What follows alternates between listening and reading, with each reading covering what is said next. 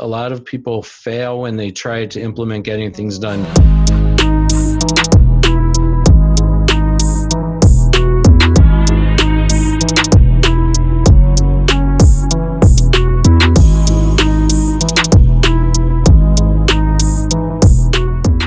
On today's episode of Rise, Grind, Repeat, we talked to Ken from Cherry Task. He's all about time management and helping entrepreneurs just manage their time a bit better. Who doesn't want that? Let's dive right in.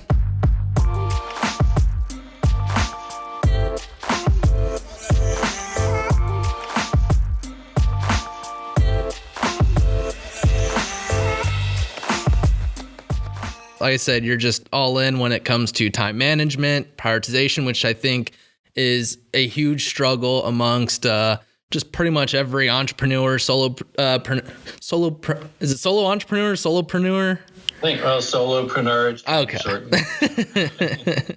Cool. So yeah, I'm excited to learn more about you and kind of what it is that you do and help other entrepreneurs. So love for you to kind of just start off with explaining who you are, what your background is, and just a little bit of your backstory. Okay, sure. Great. So first, thanks for having me on the show.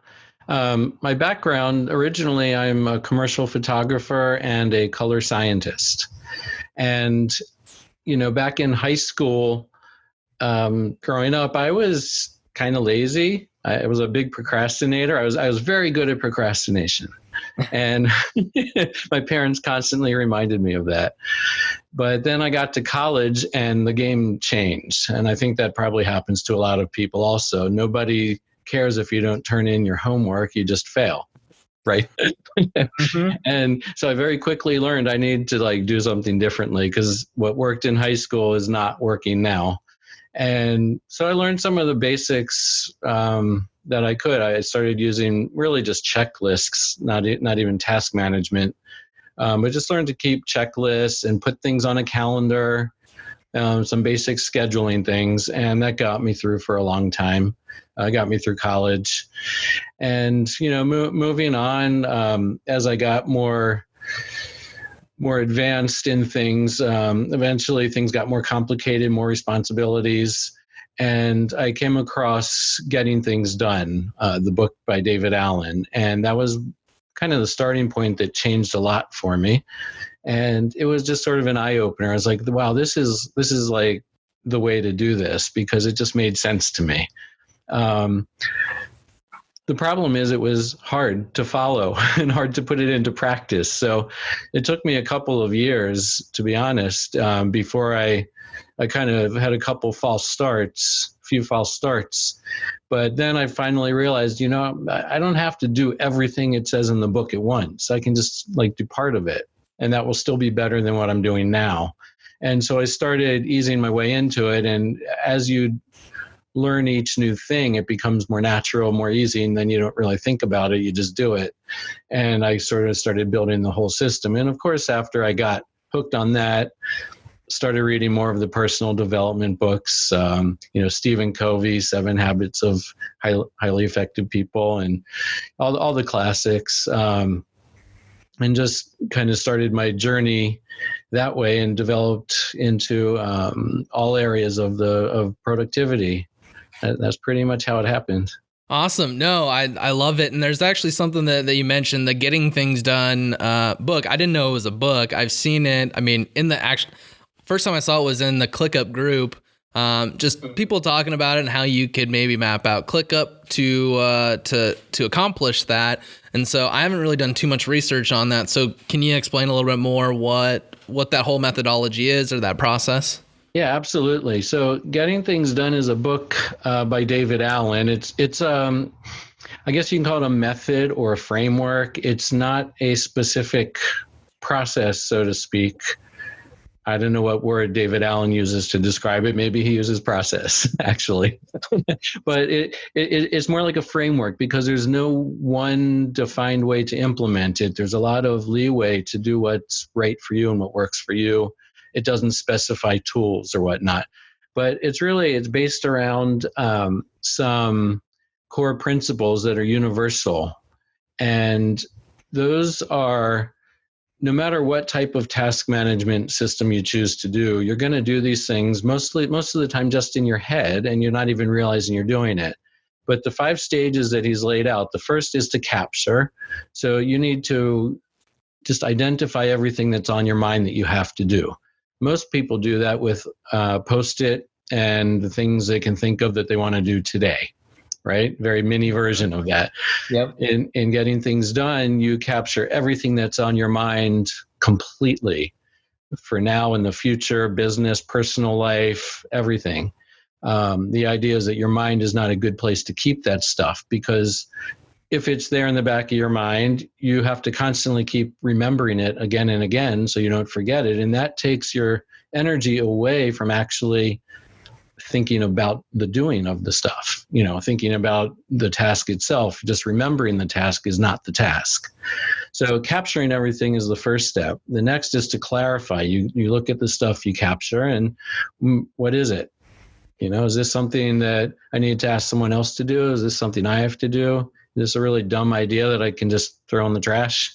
A lot of my ideas end up to be those. But if you don't capture it and then clarify it later when you're not in the moment, when you can sit down and think about it, sometimes you'll lose the good ideas, and it's okay to just throw away the bad ones.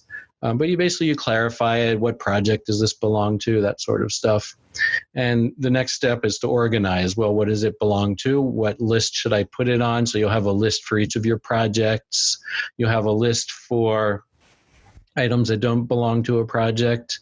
You have a list for different areas in your life, your finances, your job, your personal life, your socializing, let's say, all the different roles that you play, you can keep those sort of separate, and you'll have different lists for each of those. So once you've organized all of the stuff that you've captured, once a week and probably even once a day, there's different strategies. You reflect is the next stage, the 4th stage. And by reflecting, you're going to look at it, and that's when you sort of do the prioritizing in the moment. So you don't pre-prioritize anything, and getting things done, you don't set, this is a high priority task, that's a medium, because the idea is everything keeps changing, right? I mean, you set something as high priority and then you get an email 10 minutes later that's a higher priority. You just wasted time prioritizing something, right? So you don't prioritize in that way. What you do is you rank things in the moment as you're deciding what to do and when to do it, based on, he has a couple different methods he proposes, but based on what tools do you have available, what resources are available to you. Do you need a computer to do it? Well, are you at your computer, right? That sort of thing. Do you need to make a phone call? Do you have a phone? So if you don't have a phone, you don't need to look at your list of phone calls. It's pointless, right? Mm-hmm. So you look at that, you look at how much time do you have to do it. You're not going to start a 3-hour task when you have 15 minutes to work on something. How much energy do you have? And, because some tasks require higher degree of focus or more energy. And then last, what's the highest priority? Of the things that are left, what should I do right now? So that's kind of the system. And then the last stage is simply to engage. Once you've selected those things, get to it. Yep. And then just blank everything else out and just focus on that one task at hand. Yeah. And so the wonderful thing about this system is it helps you to allow things to not slip through the cracks, because you're constantly reviewing these lists and you have them organized in a way that is very easy to understand and make sense.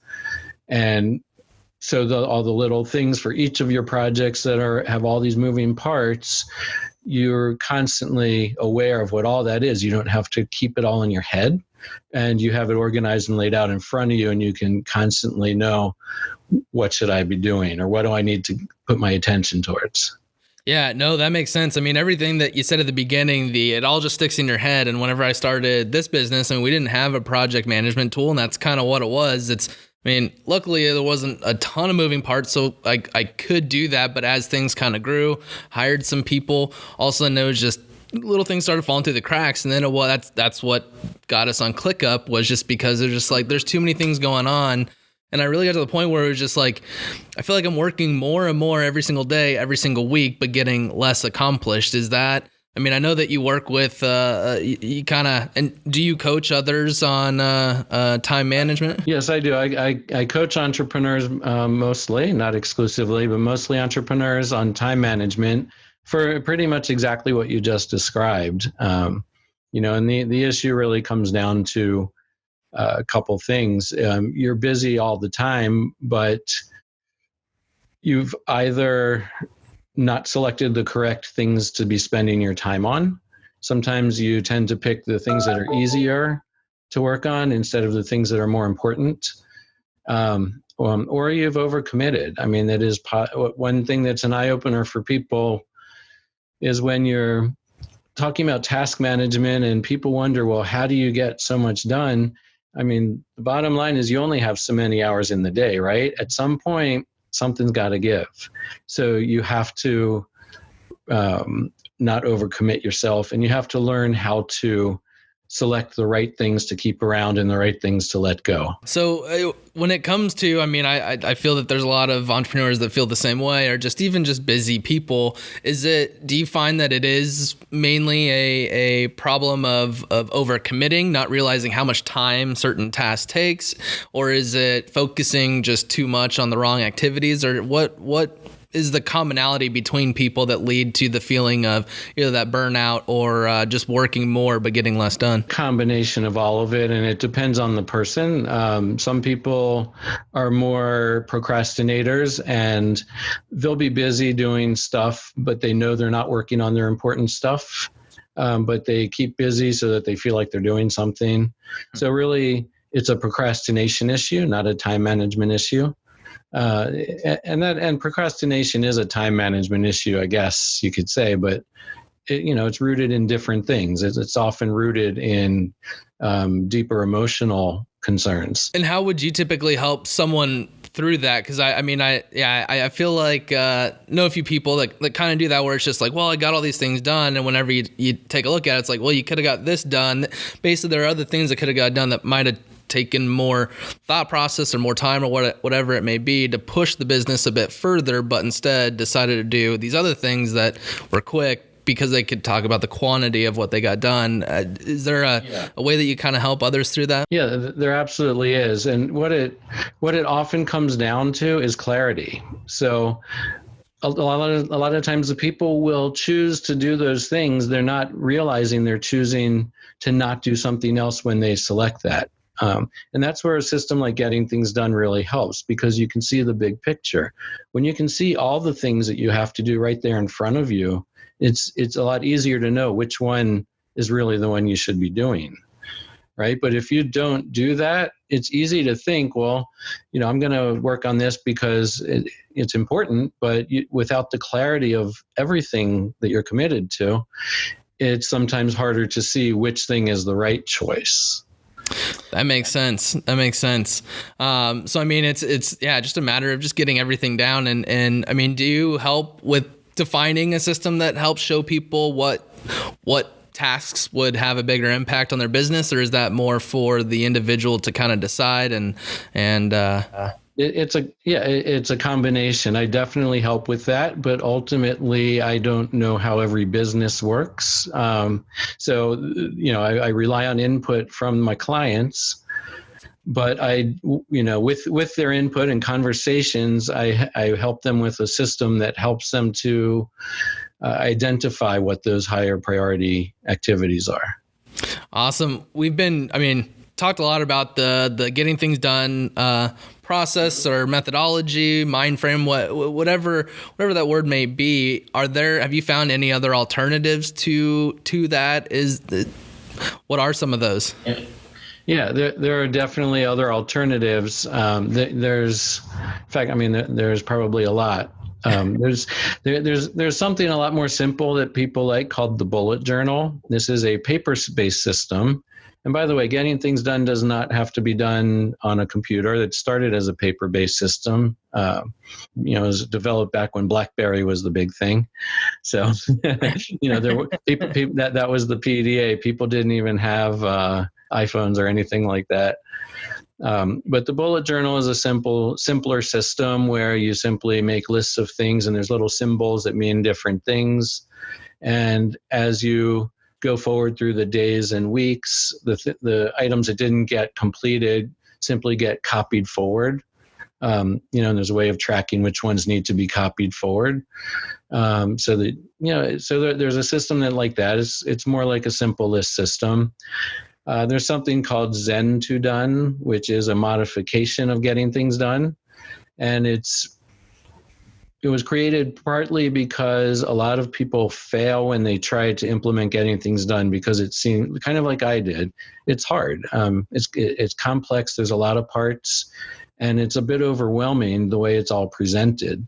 That David Allen does have a new book that just came out within the past, I think, 6 months or so. It's a workbook aimed at actually helping with that problem because he understands that people get hung up on the implementation of the process. And it's really, by the way, very easy once you get it and once you've done it for a little while.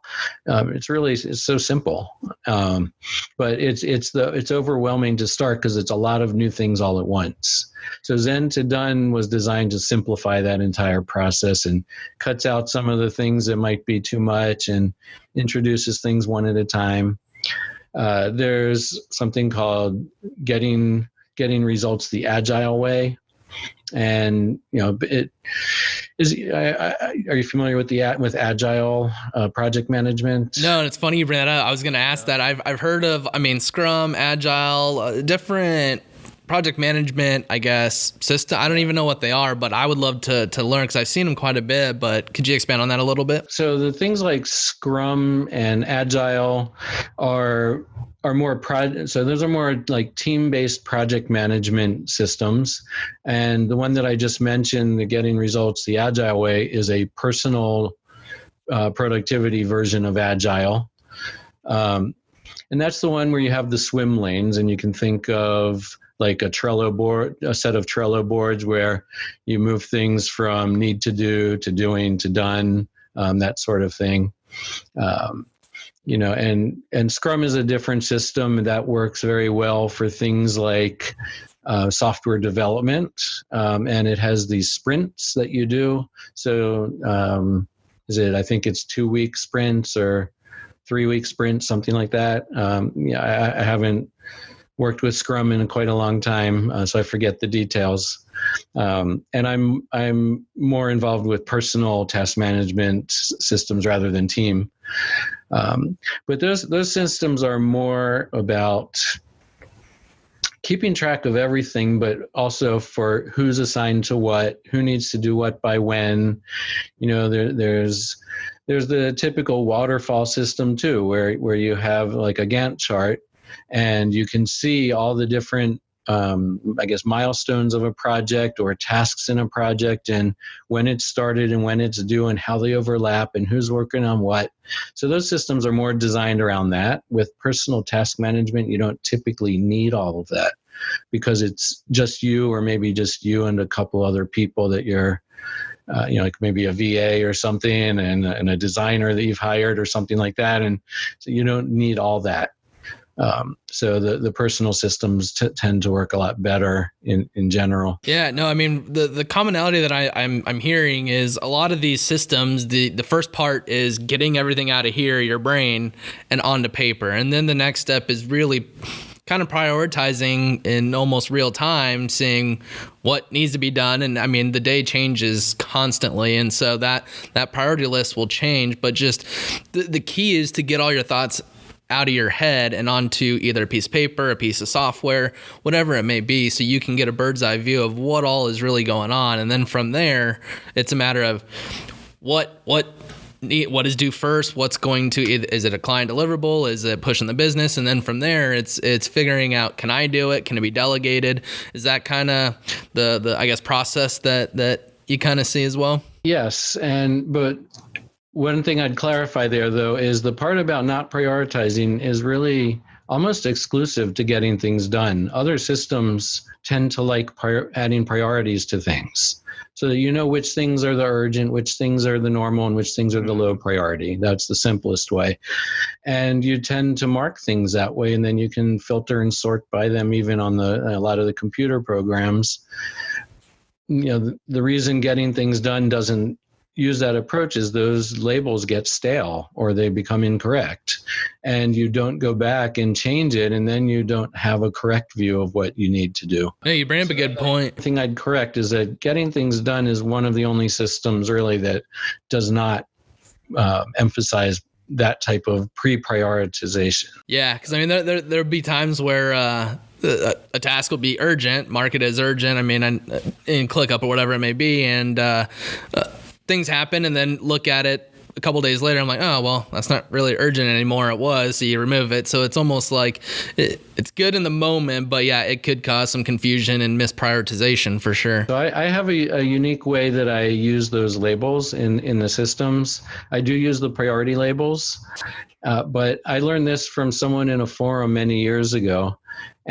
Instead of the priorities meaning high, medium, and low priority, I use those to mean a review frequency. So in other words, the things that I need to review every time I look at my list get the high priority. The things I want to look at least once a day get the medium priority. But if I've already looked at it, I can later in the day just filter those things out so they don't clutter my view anymore. And I can just look at the more frequently needed ones. And then the things with low priority are a lower review frequency. And I might look at those just once a week. And I can filter those out during the week. So what that does is it takes a big list of a lot of things to do, and it makes it a whole lot smaller as I'm working through my day, trying to decide what I need to do. And at any point as I'm reviewing like the medium and low frequency review items, I can say, all right, well, that's becoming, I'm going to need to move on that now. Let me make that into a high review frequency item now. And then I'll see it every time I look at the list. And eventually, and then I'll start to do it at some point. Yeah, no, that's an awesome process. I actually never thought about it that way. And I usually use the due dates and schedule recurrences on how long or how often they should be looked at. But it's a whole different way to look at it. And that's a good little tip. It's a lot more flexible. So one thing I'd like to add, and we're talking about all these task management systems, and of course, time management is one of my my loves, I guess you could say. What these systems don't do is they don't help you address when you're going to do all these tasks. So just having them organized in a task management system doesn't necessarily help you get anything done, because you then have to proactively decide when you're going to do it. It won't magically happen. What'll happen if you don't do anything is you'll get lots of urgent email requests that you have to attend right away. You'll get lots of phone calls and meeting requests that you have to jump on, and all these things that it seems more important and urgent in the moment. But if you've taken the time to look at your list once a week and you schedule out time for the important things for the week and protect those time blocks, then when those urgent things come along, you'll be able to say no to a lot of them and realize they're not as urgent as they sound or as they seemed. And that's one of the biggest time management tips I can give you without all the strategies. It's, very simple. Just schedule time to do the stuff that's important and protect that time. Yeah, no, I love that you mentioned that, because it went from having nothing to then having a system in place. But to your point, it'd be like, yeah, I can do this phone call, and all of a sudden it's like 10 hours of phone calls, and I haven't got nothing done. And so your list got checked off. Exactly. So what I've started doing is just figuring out how long I think each task should take, and then I get it on my calendar, and then I don't let anything else take priority over it unless it is a super important call or whatever it may be. But it's really helped say, I know you think we might need to talk in the next half hour, but I think we can maybe push to this afternoon or tomorrow morning. And more times than not, the world doesn't end whenever you make that request and just say, hey, I have a couple of things going on. And it's been a huge game changer since taking my task list, figuring out what should get done, what needs to get done, and literally putting it on the calendar and then planning my days, my phone calls, my meetings around those things. Yeah, that's fantastic. And the other thing that you gain from that is when you're asking someone, well, I can't do it now, but maybe at another time, you can actually look at that calendar and know what time is available, so you don't, again, shut out your tasks that you're planning to do, that you need to do. So it gives you the big picture and the clarity. Yeah. So going back to the getting things done scenario, I know you mentioned that it was a struggle at first, but once you got it, you had a ton of clarity. Was there a certain thing that you realized, or what was it that got you over that learning curve, or that thing that took you from vague to clarity in that whole scenario? The important thing to understand is it didn't just click, just happen.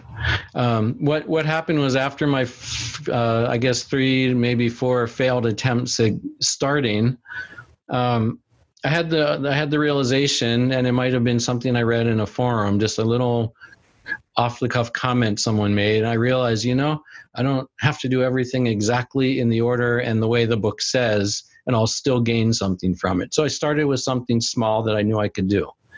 And that had to do with my email list. That wasn't the first thing by any means in the book. The book doesn't even talk about email. That wasn't even a big thing back then. I mean, there was email, of course, but it wasn't what it is now, which is the total time sink.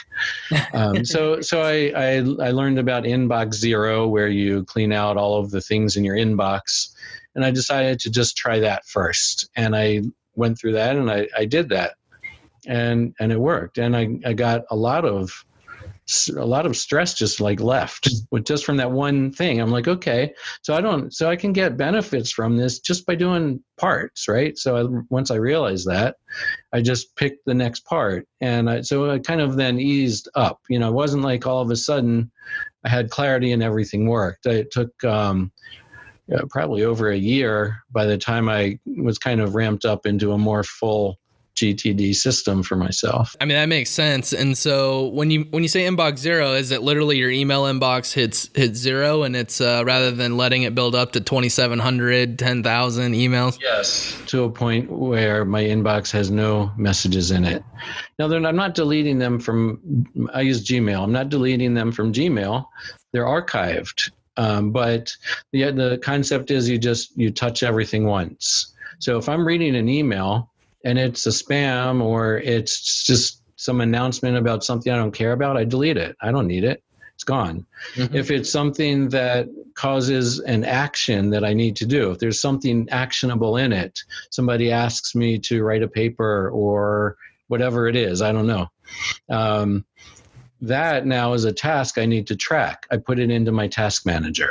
Now I archive the email, and I don't need the email anymore, right? Or let's say it's just something I want to reference. Well, I can always search Gmail for it and find it again. I archive it. Sometimes I tag things with a label. There's some email newsletters that some lists that I'm on that I do like to keep. I've unsubscribed from many, so that reduces the number of email. That helps. But the ones that I do want are automatically tagged with what they are, what list they're from, and they're automatically archived. So that way I can just go to that tag and view them when I'm ready, and they never even show up in my inbox. I love everything you're saying, because working at an agency a while back, I used to let the inbox get way up there, and it's like you lose things, you get it. It's just chaos, and it makes it tough. And once I started trying to get to basically the zero inbox without realizing it, a big game changer was I love the Chrome extension the Chrome extension that ClickUp has, where you can, with the one button within the Gmail, filter it out. Because if it's something to do, filter it and then push it away over into its own folder. And ever since then, it's a lot less anxiety when you get back into your inbox and you only see 17 or 12, whatever it may be, a lot more than. Exactly. Yeah. And then once I started feeling that, that's where all of a sudden started kind of auditing what email lists am I on? Do I really need all this one coming in daily, weekly, whatever it may be? So then just going through all the email communications that you're getting from all the automated emails and just going through and I'm unsubscribing if I have not opened this in the last 10,000 emails they sent me. So do I really need to stay on it? Exactly. But I mean, one thing that you mentioned that's really cool is that, I mean, I kind of deal with this when it comes to clients, especially ones that are a little bit on the smaller end that haven't done marketing and kind of get overwhelmed with, but there's SEO, there's content production, there's this, and it's all about just starting from somewhere and building upon it as you go. And as you learn more, you just build. And that was something really cool that kind of came out. So when it comes to Cherry Task, would love to kind of talk about your company. You own the company, right? Yes. Awesome. And when did you start the business? About 5 years ago, right after my daughter was born. The reason for it was we realized we needed more money because babies are expensive. So that was the idea. It started out just as a blog, and I was, going to try and monetize the blog. So, obviously that was about 20 years too late. Not that you can't monetize a blog today, but it's not the same game as all the things you read about. Mm-hmm. And one thing to another. So it was always about productivity, but the next idea was video courses, and eventually I landed on coaching. And the way that happened was, I never saw myself as a coach necessarily, but a friend of mine told me, "Oh my God, I've never heard anyone talk about productivity the way you do. You should coach. You should help other people." Because I was just like helping her informally, and I'm like, that's not a bad idea. So, yeah, and that's how that started. Did you do courses or video courses at all, or did you just think about it and not do it, and you're doing more one-on-one coaching? Well, I did not actually make any courses yet. I actually am still going to do that. But what I did was I tried to feel out the market to see if there was interest in what I was going to do by pre-selling discounted membership. That didn't work. This was me as a novice business owner, not knowing how to market or build the business, right? I know the productivity, but I did not know how to run a business or build one. So I've been learning a lot about that over the years. What is either the biggest, or what are some of the realizations that you've seen as you've been trying to grow the business, and kind of how'd you overcome them? Well, the biggest realization is that you need to start by completely understanding who your clients are and what they need, what are the problems they're facing, and you have to have an offer that fixes that. That they're willing, and it has to be an offer that they're willing to pay money for. So that was the realization. How did you go about, figuring that out? Was there some testing along the way, or how did you get to where you are now? I hired a coach. I hired a business coach, somebody who actually knew how to find these things out. That was one way. Before that, I came across a book called The Lean Startup, which probably is familiar to a lot of your audience, by Eric Ries. And it was that, like getting things done, that was just as much of an eye-opener for me about, so this is how you build a business, right? And so I actually got involved in a local lean startup meetup and took a 6-week boot camp on lean startup, and got all the books I could find from all the other authors about it, read everything I could. And it's really an amazing method, right? And so that helped a lot. But there's still that problem of reading and understanding what you see as making sense and implementing it for yourself in the correct way to your business. It's hard, right? Yeah. So that was when I eventually came to the realization that I need a coach as well. And so that's what I did. And in a way, it's the same thing that I do for other people. People, for entrepreneurs, they try and figure this stuff out for themselves, but eventually get to a breaking point where they realize they need help. And that's when I can step in and help. Yeah, no, I mean, there's common things. So the last, I think, two guests that we've had on, that's been a big part in getting them to grow, or where they saw some growth, is hiring a coach or a mentor, someone that can help guide them. And I mean, everyone can do everything. They can figure it out. It's just, it might take you 5 years, where a coach can come in and help you do it in 6 months. And it's like, exactly. There is a cost to a coach, but at the same time, what's the cost of learning it 5 years, taking 5 years to learn it, rather than learning it in 6 months, 3 months, whatever it may be. And I'm sure it's a lot more expensive to learn it over 5 years than it is the opportunity cost, the opportunities that might have been lost, by not going with a coach, like someone like yourself. And no, that's really cool. That's exactly it. So the cost of not doing this faster, not getting someone to help me learn how to build it faster, was definitely the motivator, right? Yeah. Was it tough to go to a coach at first? And I ask because some people it's like I'm too prideful. Well, they're not going to say they're too prideful, but that's usually, I feel like, the biggest, outside of the cost, I think, just I can do this myself type of thing. Was that an issue at all? For me, I have no problem asking for help. I was in that position where I didn't realize I needed to ask for help.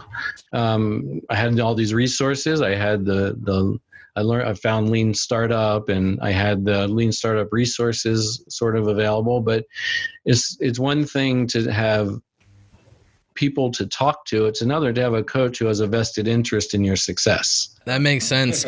So when it comes, like, if I were to reach out to you and want to be coached by you, I guess, what are there different packages that you offer? What is your overall process look like?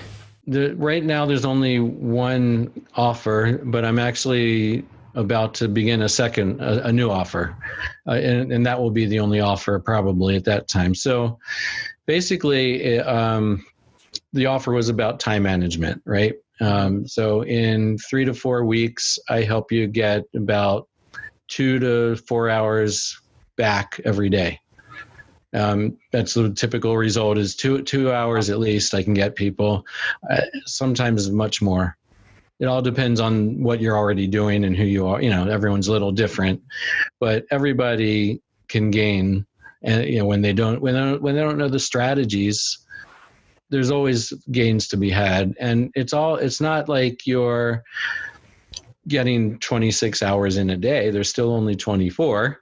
It's just that you're cutting out the activities that are wasteful, right? Yeah. And it's how to recognize that. And it also doesn't mean, like, a lot of people think that I'm going to turn them into these working machines, working 18 hours straight every day to get all it's not like that. And in fact, one client, her biggest realization working from me, she's told me, is that it's not about working harder so you can get more done. It's about working with more focus so that you have the time to stop working. Yeah, and go enjoy life. Yeah. and whatever you need to do with it. So it's not about just working. It's about working with more intent and more focus and more clarity so that you have the option to have that time off. Yeah, no, and that's really cool. And are most of your sessions, I guess, kind of like this, just a Zoom call where someone, you guys just connect via Zoom and just on a weekly or monthly basis, just kind of? Yeah, I used to do it that way.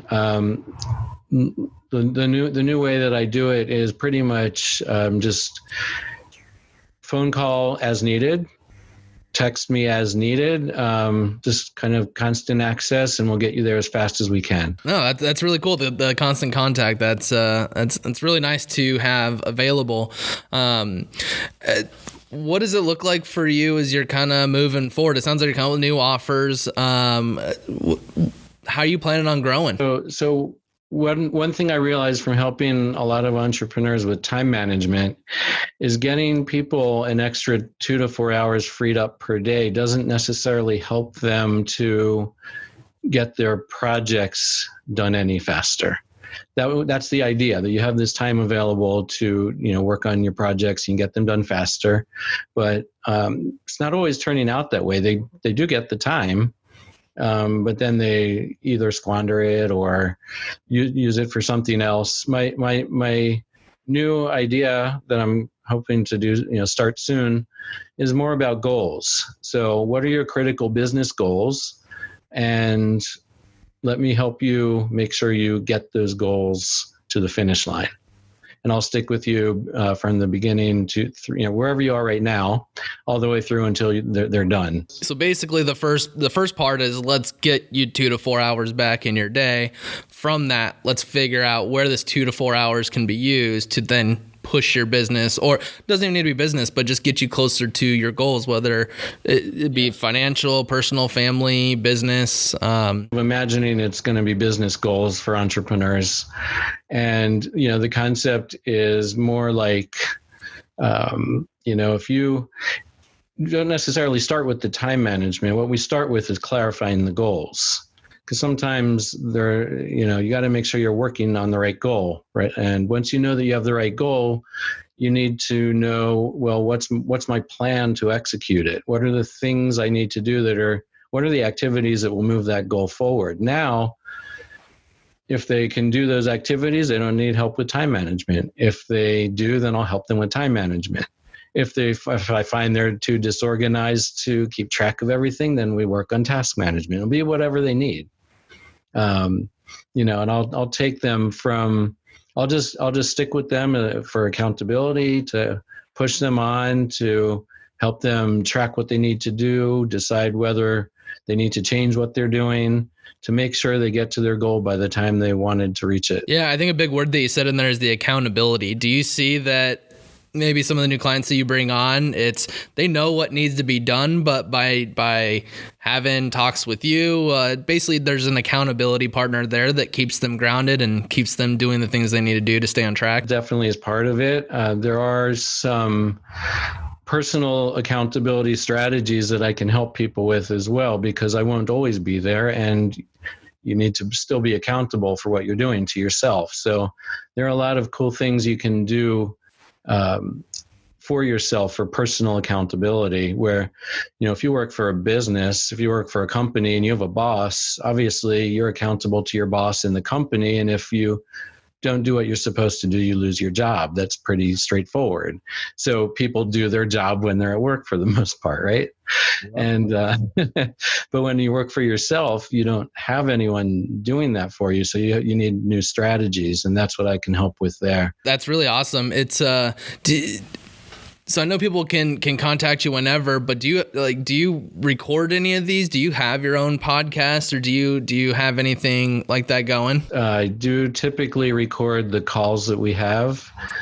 Depends how we're connecting. If we're connecting on the internet, I can certainly record it. If it's by telephone, I can record it. If it's by WhatsApp, that's a little trickier, because my clients are all over the world. So sometimes we connect with WhatsApp or something like that.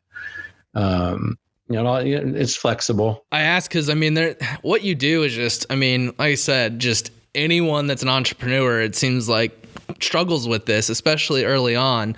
And whether you get permission from the clients, or maybe you do a discounted rate to be able to record the whole series, is as you do these, there's so much that you could cut up and run email marketing, giving little time management tips. And you can go back to the blog and stuff like that, maybe not to monetize it, but to really help just give valuable information. And I think like we mentioned early on, it's you can read something, but to be able to take that theory and apply it is very difficult. And you could create such a good inbound marketing strategy by just recording some of your conversations and just showing how you help others. And then, that one little piece of analytics that you mentioned, saving 2 to 4 hours a day. I think there's one thing that's common with most people, and that's, I wish there was more time in the day. And so they're whether they're in business or not, that is a little piece that could be used for marketing, which I'm sure you do quite a bit. That Yeah, that could just get your word out there. But I mean, just like this conversation that we're having, there's so much that you can cut up with a client and then just, I mean, run on YouTube ads and target people that are looking for how to save time and all that type of stuff. But I mean, there's so much that you got going on that I think could be used as so much value to just reach new potential people. Yeah, I haven't asked clients for that permission, so I haven't done anything like that to this point. It's not a bad idea. Might start asking. Yeah, it's I mean, like I mentioned, the YouTube stuff, like you could run them as those pre-roll ads for anyone that's looking for extra time, and it's basically a way to drive value without selling someone and just saying, hey, I can help you get more time back, but here, just listen to how I'm helping others, and as it resonates, all of a sudden you get those phone calls or emails, and it's a lot easier to close those people than trying to continually reach out and do that outbound effort. Yeah. I'll think about that. Thanks. So as we kind of wrap up, I mean, if there's someone that's on the fence or struggling with, how can I just stop feeling like I'm spinning my wheels? I guess, what's the one big piece of advice that you can give anyone that's kind of struggling with time management? First thing to do is really just to get clarity about what you're doing with your time. So sometimes that's all it takes for the little push. I use a tool called Toggle, which is a timer that lets me just time everything I do during the day, or anything on when I have my phone available or my computer, that is. And if you just kind of get a big picture of what you do from the more time you wake up until the time you go to sleep for a week, and you're going to realize you do have enough time when you look at where your time is really going. So that gives you the clarity.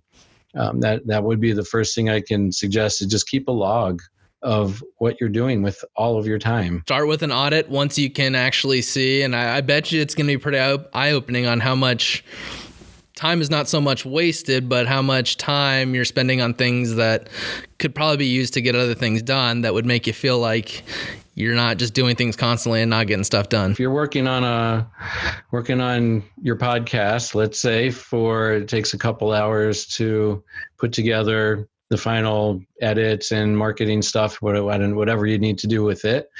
I don't know. I don't know if you're one of these people. You're probably not, but some people may allow themselves to be interrupted by a YouTube video here and there, or, but whatever the distraction is, or how many times did you check your email during that process? If you look at your log, your audit, and you realize what you're doing, you realize I could have done that in an hour and a half instead of 2 hours. That's a half an hour in the day that went nowhere. Is for nothing. And you'll realize you can just start to do things a little differently. Yeah. So clarity is the one main thing to start with always. Yeah. You take a few of those projects that you save a half an hour here, 15 minutes there, 40 minutes there. I mean, multiply that by 5-6 different things, and all of a sudden you got 2 to 4 hours back in your day that you could be used doing other things. And whether it's, having more personal life or pushing the business more, or spending more time with friends, whatever it may be. But yeah, I totally agree. I say that just from a marketing standpoint, just audit what you're doing, and it helps you really open your eyes to see where there's opportunity in doing different things. Exactly. Awesome. Well, I do appreciate the time, and I'd love for you to have the opportunity and once again, just mention who you are and where people can find you, whether it's your website or social media handles. That way, anyone that's listening could, if they're looking for how to get a couple hours back in their day, which I can say there are a few people out there, then how can they find you? Thanks. So I'm Ken Fleisher. My company is called Cherry Task. The best place to find me is on Facebook. The username is PT Ken, and you'll find me listed as a time architect. I don't think there's any others. I made up the name, so. You can also find my website, cherrytask.com. And those are probably the best ways to contact me. Awesome. Well, I appreciate it. And there's a lot that I learned, and definitely going to apply some of that and see if I can get some time back in my day.